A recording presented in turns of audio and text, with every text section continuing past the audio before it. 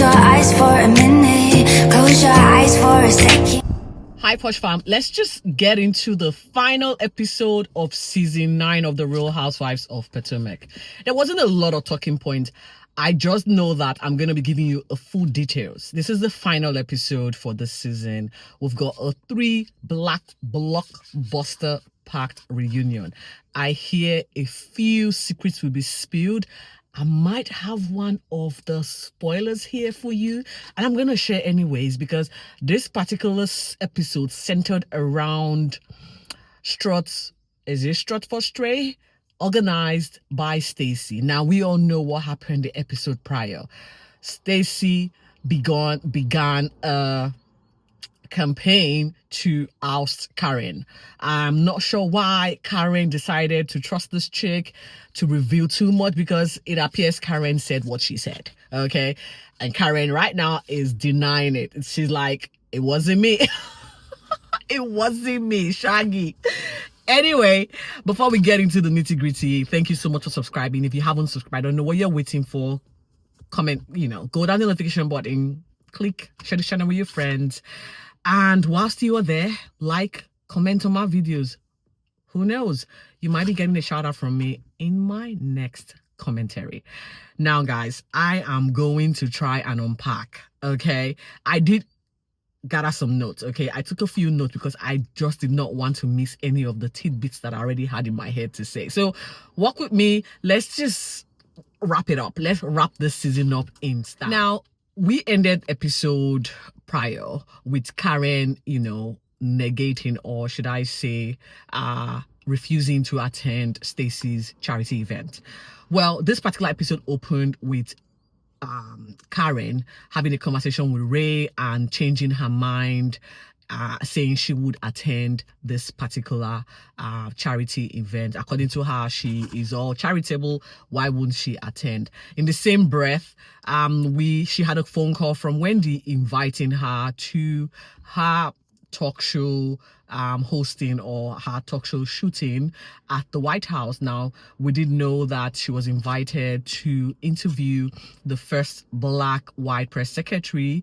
And so, according to Wendy, Karen was a good friend. You see, I use this in quotes because there's a lot has happened in the last couple of months, and so this particular friendship is now, should I say, on pause. Okay, it's in coma. It's in coma, guys. And so she was so excited and appreciating Wendy for showing her, giving her flowers by having her attend the event. Now, we know for now, it's clear as day, Stacey literally had a campaign to blacklist Karen. Like, this particular campaign was essentially promoting her story, or the discovery about Karen badmouthing the girls, especially Wendy and Mia, I guess. Just about anyone who cared to listen, she was going to open up to. We found out that after she spoke to Mia, she also went to Ashley to spill the bean. Now, Ashley is not going to take sides with Stacey, but she was, Ashley is very messy.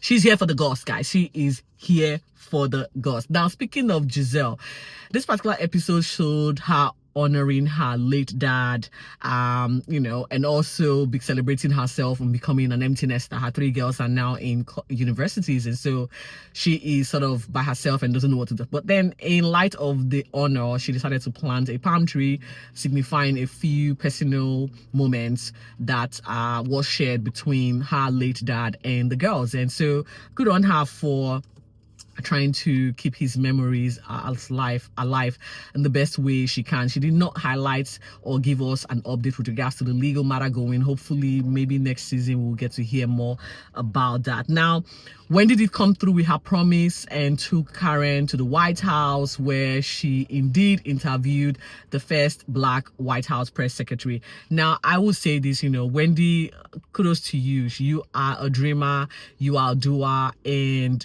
your ambition supersedes, you, and good on you for doing all of this. I like black women who celebrate themselves, try to go the extra miles to, uplift themselves and have beautiful men who are also very supportive of their wife's success. And Eddie is one of those men. I honestly, he's an African man, and the way he supports Wendy's success is just, I don't know, it's very, I mean, it's surprising and at the same time admirable.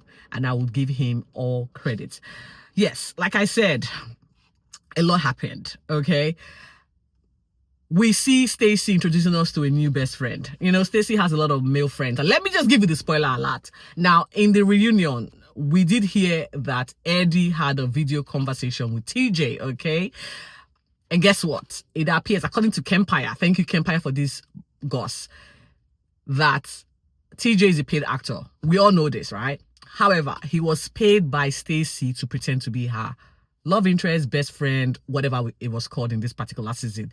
And quite frankly, I just hope Stacey doesn't come back next season, but I don't know what's going to happen, given the fact that we did not get closure from Karen on this episode, and we will not get closure because she's not going to be at the reunion. So it's quite, I don't know. So I don't want her back because she started the show with a lie, and I don't think we want her there. Having to pay to have somebody represent you as your best friend, lover, whatever. We all know the guy was not swinging for her team. There was no way. That guy did not seem interested in her one bit. And I said this in the first couple of episodes. I didn't even want to talk about the relationship because it wasn't giving what it was meant to be giving. It was just so forced. Anyway, Stacey introduced us to her new best male friend. They've known each other for decades, according to her.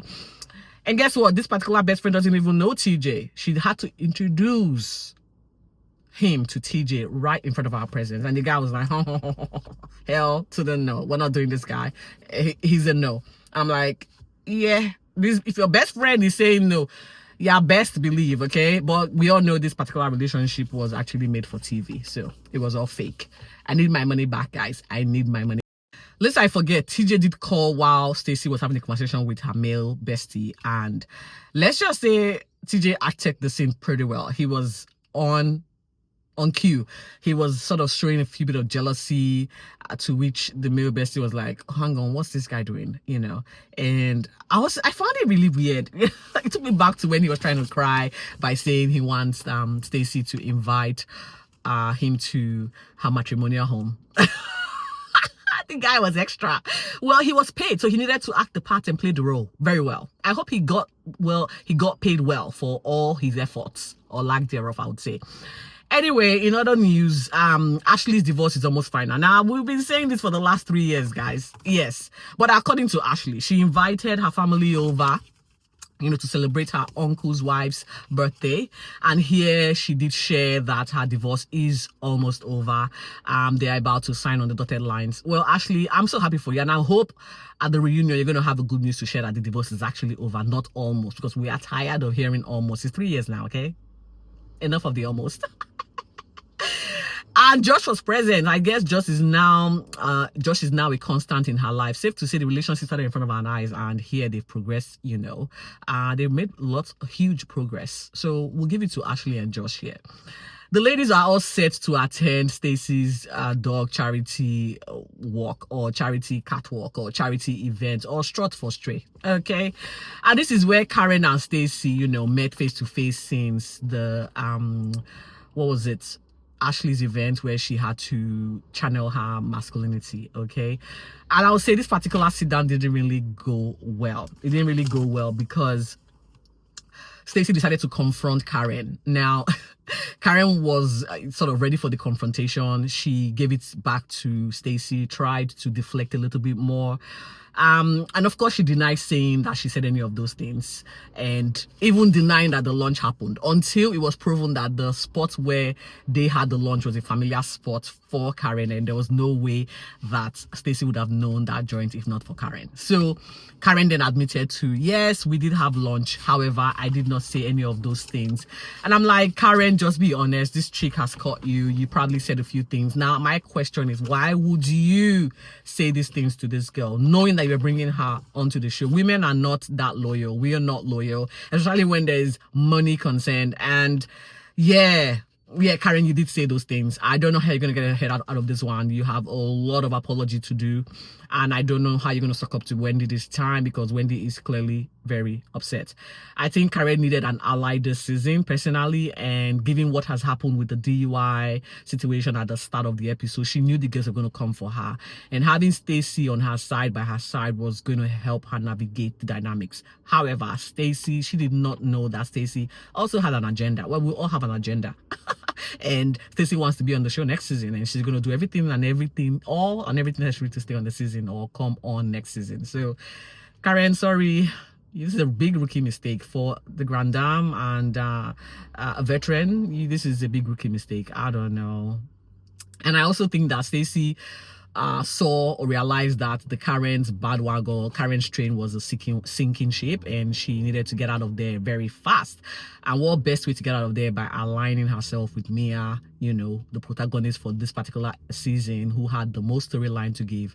And so, yeah, she had to then reveal everything, because that's the only way you get trust. But now I hope Mia knows that Stacey is not to be trusted. So if you're telling Mia anything, be careful. She's going to reveal to the other crew when ship sails again.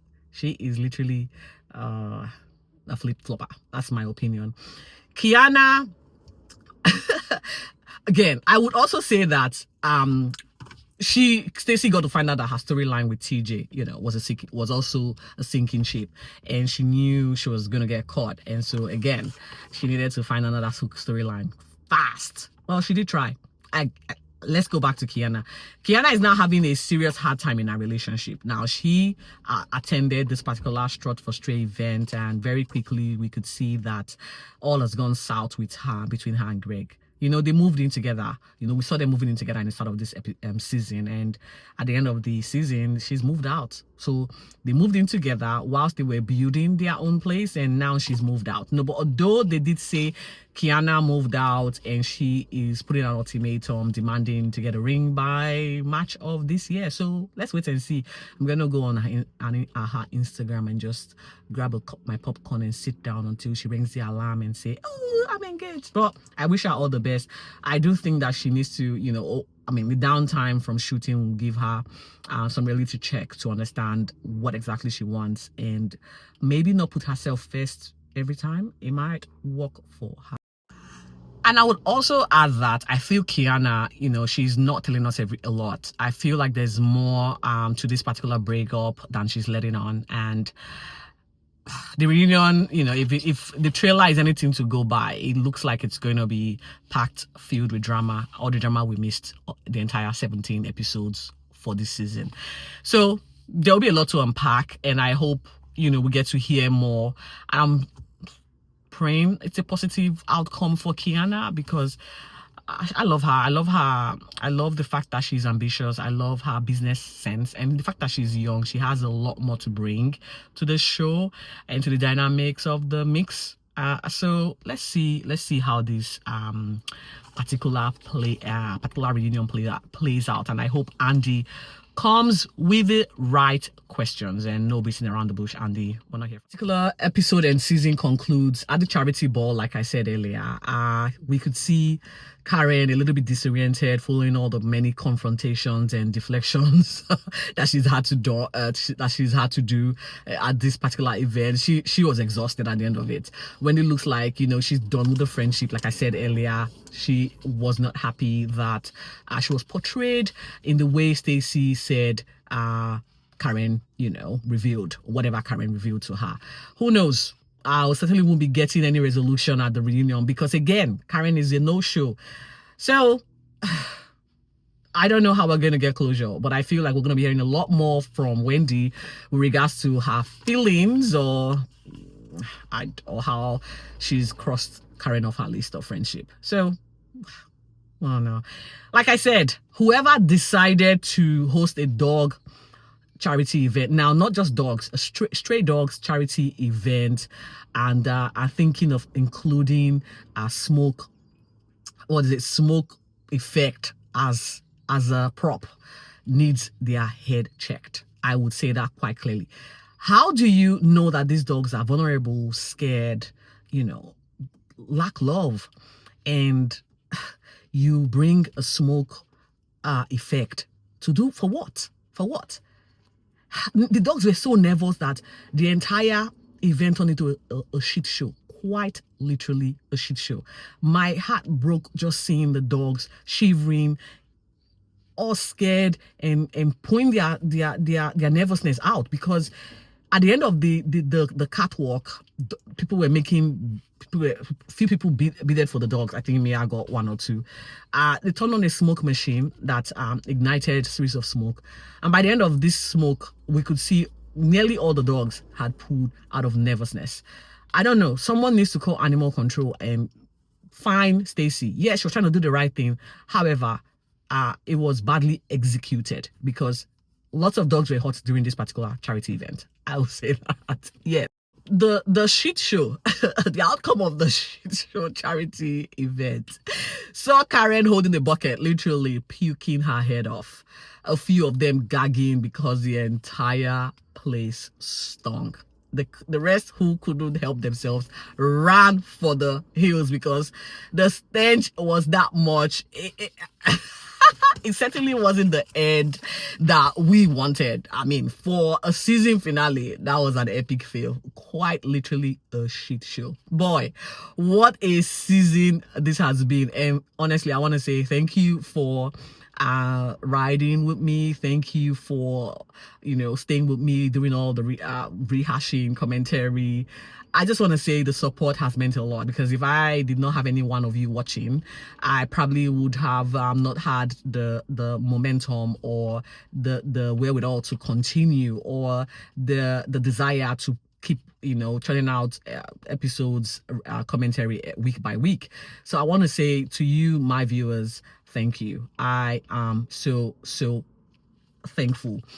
We have the Real Housewives of Atlanta next, after, of course, the 3-packed reunion episodes that will be airing. I might not highlight them episode by episode, because again, oftentimes the reunions are always, it's a hit and miss, but I want to see what happens here and the outcome. I might not run a commentary. However, if there's a lot of juicy bits, we will come see them through. Like I said, I can't wait for the Real Housewives of Atlanta. There's a lot to unpack there. And what's your take with this particular ending? It did not leave anything to be desired. It just left a lot. I was like, blah. How would they allow Stacey host the season finale? I mean, it turned into a big, massive shit show. It was just disgraceful. TJ was there as a host. However, I'm sure he was angry at some point, because he probably wasn't paid properly, or I hear he was demanding more money because he was a no-show for a few of the episodes that aired prior. But guys, I'm done with them. They should go and come back next season with something that is what wow. But thank you so much for watching, and thank you for subscribing. I will see you here soon. You're deserving.